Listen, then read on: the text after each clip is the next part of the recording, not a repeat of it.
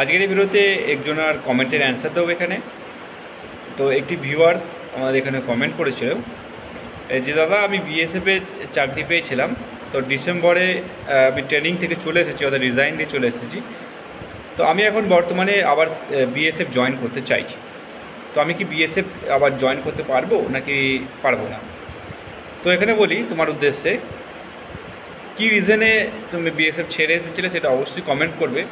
কারণ এখন যেসব নতুন ভাই বোনেরা আছে যারা বিএসএফে যেতে চাইছে, তাদের হয়তো দেখে ভালো লাগবে যে কী কারণটা ছিল বা কী অসুবিধা হয় বিএসএফে, সেটা একবার তোমরা কমেন্টটা তুমি অবশ্যই করো। এবং তোমাকে আমি উত্তরটা দেবো যে যাওয়া যাবে কি যাওয়া যাবে না। তো এখানে বলে দিই, বিএসএফ হোক চাই সিআইএসএফ হোক চাই সিআরপিএফ হোক, যে কোনো বাহিনী হোক, তুমি চাইলেই রিজাইন দিয়ে আসতে পারো। তো মেনলি এখানে তোমার অ্যাপয়েন্টমেন্ট লেটারে লেখা থাকে যে 20 বছর আফটার সার্ভিসের পর তুমি ভলেন্টিয়ারি রিটায়ারমেন্ট, তুমি টেকনিক্যাল ভলেন্টিয়ারি রিটায়ারমেন্ট তুমি নিতে পারো। কিন্তু তুমি 20 বছর আগে যদি তুমি আসো তাহলে তোমাকে কিন্তু ফাইন ভরতে হবে। তো আশা করি তোমাকেও এখানে ফাইন ভরতে হয়েছিল, তোমার যে ট্রেনিং কস্ট সেই ট্রেনিং কস্ট তোমাকে ভরে তোমাকে আসতে হয়েছিল। তো এবার কথা হলো যে আমাকে আবার নতুন করে আমি জয়েন করতে পারবো নাকি, অর্থাৎ বিএসএফে আমি আবার যেতে পারবো নাকি।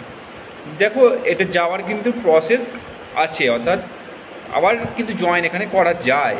যে কোনো কোর্স থেকে তুমি যদি চলে আসো 6 মান্থের মধ্যে তোমার কিন্তু আবার জয়েন করা যায়।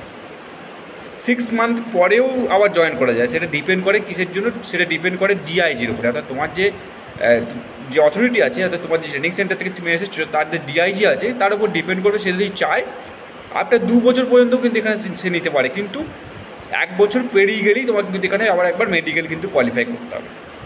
বুঝতে পেরেছো? আর তোমার যদি 6 মাসের মধ্যে হয় তাহলে তুমি অনায়াসে যেতে পারবে। এবার কীভাবে তুমি যাবে? প্রথমত তুমি যেদিন থেকে ছেড়ে এসেছো, অর্থাৎ যে ডেট থেকে তুমি বিএসএফ ছেড়ে এসেছো সেই ডেট থেকে প্রেজেন্ট ডেট পর্যন্ত, অর্থাৎ আজকের ডেট পর্যন্ত তোমাকে একটি ডক্টরের কাছ থেকে, গভর্নমেন্ট হোক চাই প্রাইভেট হোক, কিন্তু এমবিবিএস ডক্টর তোমার হতে হবে। এমনি নয় যে হোমিওপ্যাথি ডাক্তার বা এমনি হাতুড়ে ডাক্তারের কাছ থেকে তুমি নেবে। এমবিবিএস ডক্টর বা গভর্নমেন্ট হসপিটালের ডক্টর হলে ভালো হয়। সেখান থেকে তুমি পয়সা করে দিয়ে হোক বা অন্য কোনোভাবে হোক তুমি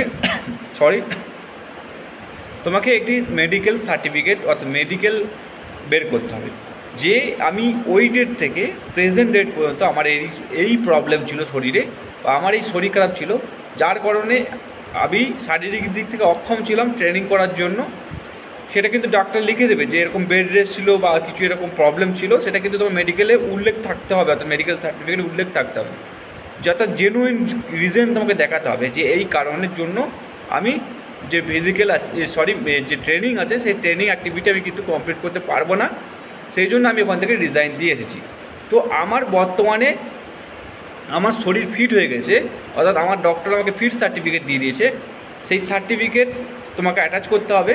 তো সেই আমি এখন বর্তমানে ফিট এবং ট্রেনিং করার জন্য উপযোগী, এরকমভাবে তোমাকে একটা অ্যাপ্লিকেশন লিখতে হবে। অর্থাৎ তোমাদেরকে বলে দিই, তোমার যে অ্যাপ্লিকেশনটি হবে সেই অ্যাপ্লিকেশনটি তোমাকে লিখতে হবে ডিআইজির নামে, এবং সেখানে সমস্ত কিছু মেনশন করতে হবে যে আমি এত তারিখ থেকে এত তারিখে আমি চাকরি বিএসএফ থেকে রিজাইন দিয়ে এসেছিলাম, কী কারণ সেটাও লিখতে হবে, এবং বর্তমানে আমার শরীর ঠিক হয়ে গেছে তার যে মেডিকেল সার্টিফিকেট সেই মেডিকেল সার্টিফিকেট অ্যাটাচ করতে হবে।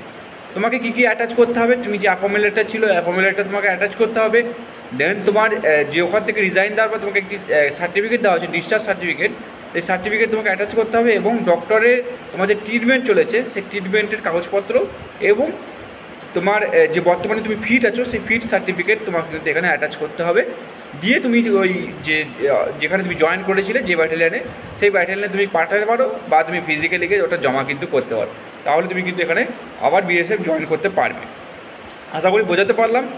6 মান্থ হলে ভালো হয়, অর্থাৎ তুমি যে চাকরি ছেড়ে এসছো তার 6 মান্থের মধ্যে হলে তোমার একদম 100% চান্স থাকে। কিন্তু 6 মান্থ পরে হয়ে গেলে, অর্থাৎ 6 মান্থের বেশি হয়ে গেলে তোমার কিন্তু চান্সটা কিন্তু ধীরে ধীরে কমে যায়, কিন্তু চান্স থাকে। আফটার 2 বছর পর্যন্ত ডিআইজি মনে করলে নিতে পারে। তো বুঝতে পেরেছো আশা করি। তো এরকমভাবে তুমি প্রসিডিওর ফলো করো, আশা করি তোমাকে আবার বিএসএফ তুমি আবার জয়েন কিন্তু করতে পারবে।